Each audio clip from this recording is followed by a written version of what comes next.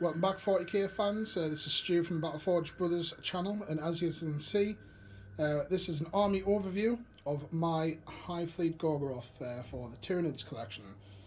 Just wanted to do a bit of an army overview as we stated in the channel update for each faction that we have on the channel so far. So we'll get up and nice and close with the beasts in a couple of moments. Just a bit of a pan and shot as well. This is my collection at this moment. We are going to be adding probably more to it, as the Tyranids always do, always have to adapt, and especially with 8th coming very, very shortly. It'll probably already be out by the time this goes up. So why Tyranids? Basically, I've always been a massive Alien fan anyway. Growing up in the 80s, Aliens, later on obviously things like Predator, Starship Troopers, all that kind of stuff. I've always kind of looked at Tyranids and always liked them. And mainly that's kind of what drew us to them. And I know that they've been very heavily influenced by the Xenomorphs from the Alien franchise. So let's get down and dirty with them. So as you can see, you know, you Tyranid players, you'll know most of the units. But for you who maybe don't really know a great deal, very quickly, we've got the Hive Crone at the back there. Some gargoyles.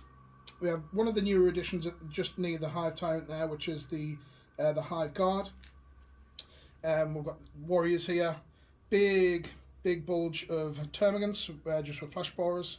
We've got the Brood Mother there. I wanted to arm this one with the claws, because I think that the crushing claws look really awesome on that. We've got the Carnifex and his twin over there. Forge World Mananthrope. I thought this looked really cool when I'd seen it when I went down to Warmer World. Very alien-y and very close up looking at it.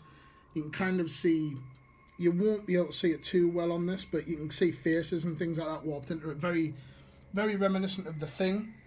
The Exocrine. The only problem with the Exocrine, model-wise, I always feel, is that his head is so small.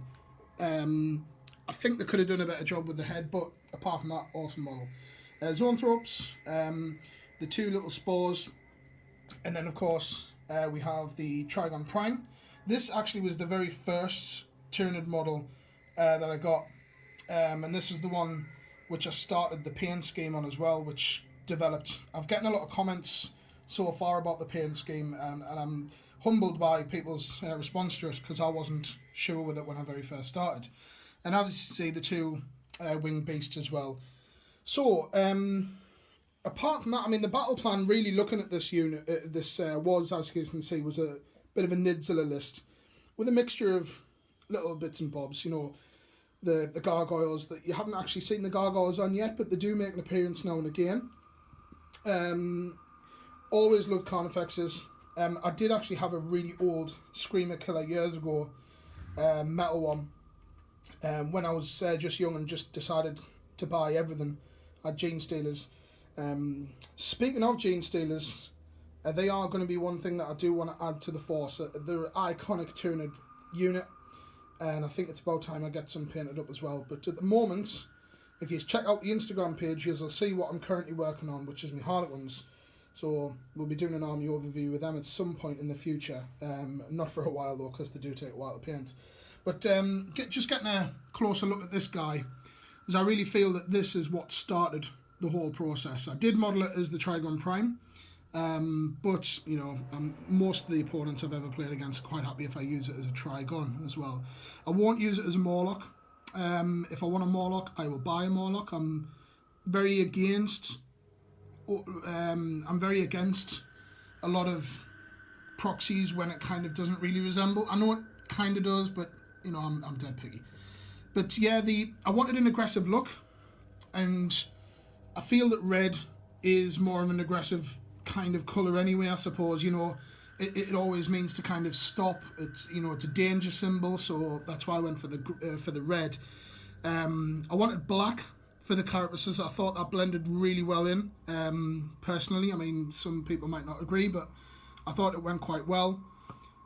And then when it came to the chitin pattern, I was very struggling with that, actually. It took a long time to decide, and I didn't know whether white over the top of black would be, I don't know, would actually work. But I've gotten a lot of positive feedback from a lot of you guys watching, so thanks very much for that. It's kind of spurred me confidence a little bit that, well, after painting all of these guys, I ain't going to change it, but it's very humbling.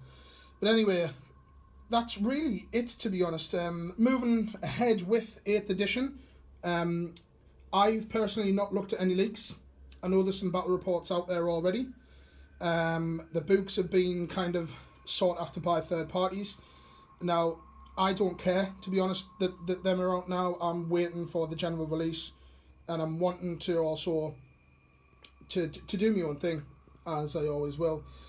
But yeah, so waiting for everything to come out. I've heard some new units are good, Gene Stealers, Trigons. I've heard things on the grapevine, but we'll see what's what. And as the Hive Fleet will develop, we'll get some new additions into this. And that is, apart from that, that's really it, I suppose. I just wanted to do a bit of an overview there, give you a bit of a look at the guys as well.